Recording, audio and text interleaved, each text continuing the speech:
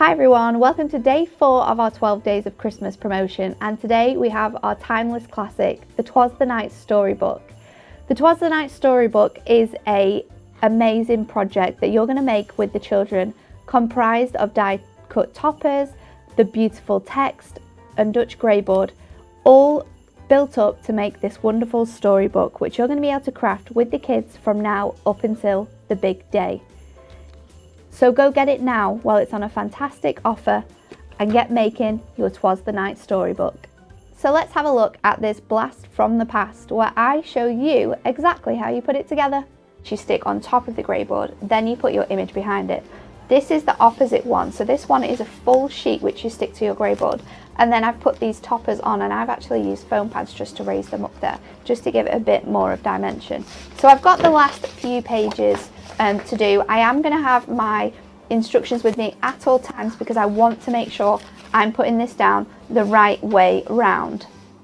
So we've got one page here, and you can see that these pieces are all missing. That's from something else. So what I've done here is I've stuck my first page already on, so that's ready to go, and then I'm going to put this underneath. So let's use my I'm actually going to use, for this bit, I will use my glue, but I'm actually going to use a tape runner just because I found it super quick and easy to do. But like Dan said, the choice of the adhesive is up to you.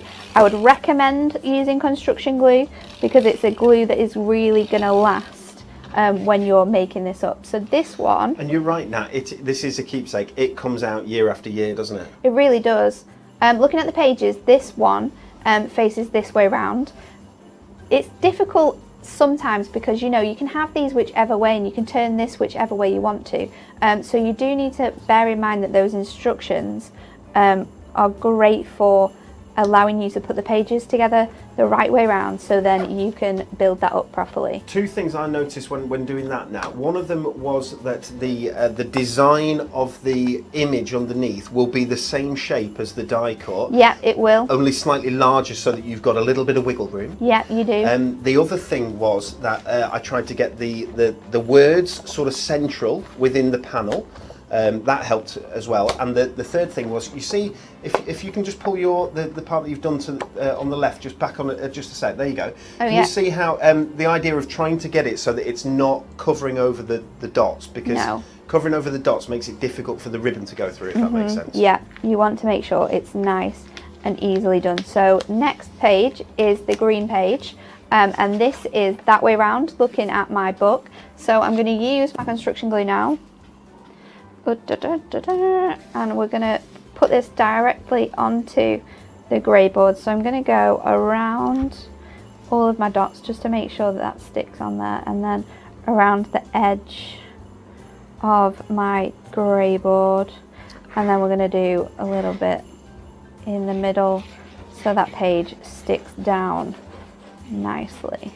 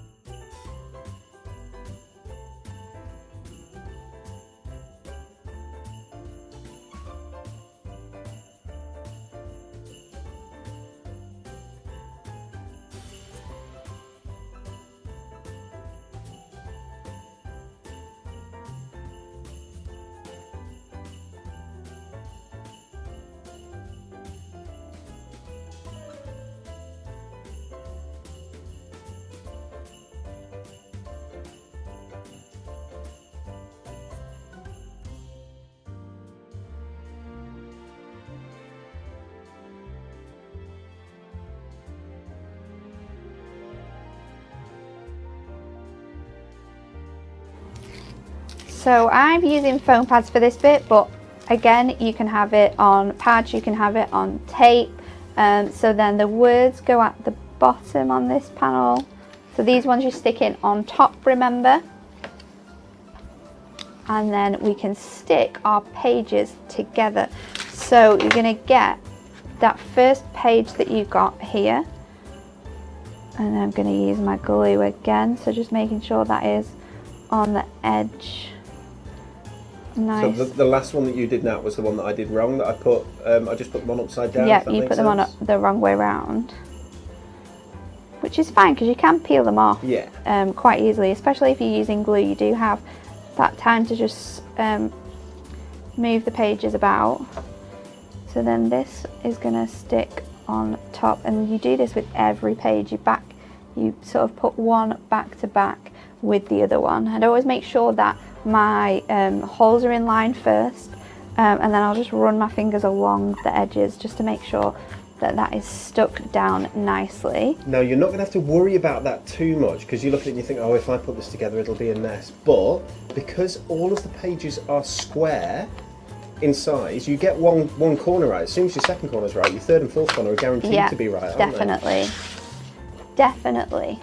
So then the last page goes this way round, and again, as always, we're going to stick our this sheet on first. So we're just going to pop out the panels, making sure that when you're keeping these to one side, because you will find a use for them.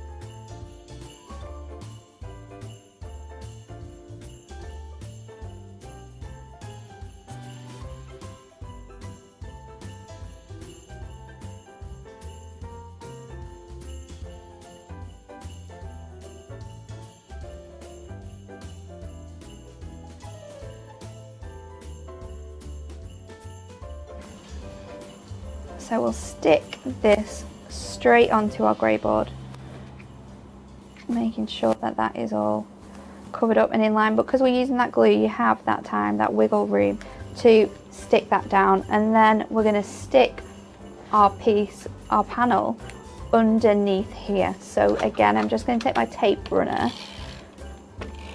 to do this.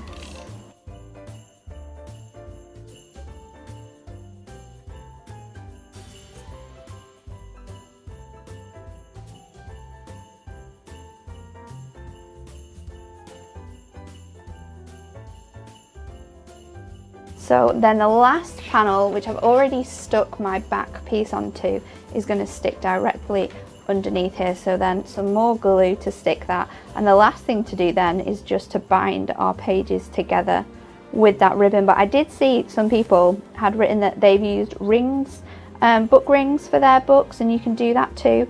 You can tie your ribbon in whichever way you want to. It really is down to you how you put your book together. You can add more pages possibly if you get another set of these, and add photographs, family photographs into different sections, which would be a really nice idea.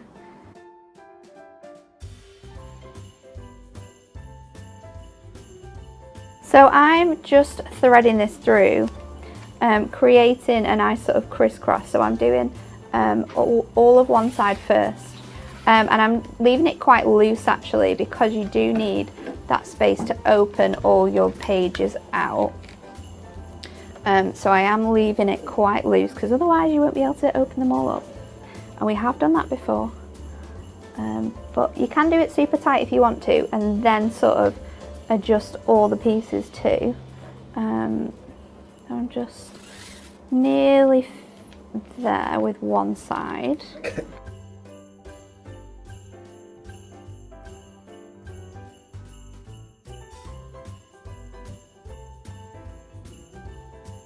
Yeah, so this is actually, as you said, the trickiest part here, isn't it, Nat, really? It is quite tricky. It depends how much of a perfectionist you are, I think, because you don't want it to, you want it to work, but you also need to make sure that there is space for the other beads to go through. I know that some people have used, you know, what they call the like circular rings. I think they're bookbinding rings. Bookbinding rings. Yeah. Okay, so I know that people have used those as well for this. Personally, I prefer the red of the ribbon because I think it really works with the blue of the outside of the book. It does, doesn't it? I think it's really attractive. But you absolutely can use those, and I've seen it done. And they look fantastic too. It can depend as well on who is using the book. If it's adults reading the books to the children, that's one thing. If it's the kids playing with the books, then maybe it's a nice idea because it might mean that it's less likely to get any damage. Yeah, because the last thing you want to do is put all this hard work into it and then it gets damaged because it is something you're going to be able to keep for such a long time. So one of the things you can see Nat's doing is she's giving this a little bit of give, so she's not pulling it really super tight, and that's because you need. I want it to open. Yeah, you want the books to be the pages to be able to open, if that makes sense, like that. See. So then once you've got it in, you can sort of do this. You can open the pages and make sure you can open all the pages. Move it around because it will still stretch because it's not tied together. And then what we're going to do is tie this in a very pretty ribbon. First one I ever did, Natalie, I made super tight because I wanted to try and make it look as perfect as possible, and you couldn't open it I did that. I think I did that last time I demoed that actually. I did it really, really tight, and then we were like, oh, you can't open it. It's such a lovely, lovely thing. So this is perfect for, and the reason people are multi-buying these is because let's say you are a grandma or a mother or a father.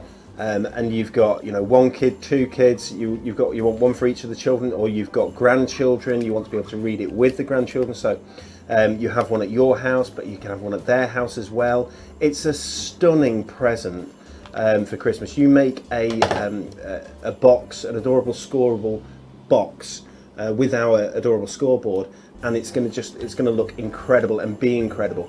You can't buy products like this. No, these are handmade gifts. These are things that are gonna last forever. And look at it, it's so good. We followed those instructions. We've put all our pieces in the right place, so we know that the story is gonna follow the whole way through, and it's just amazing.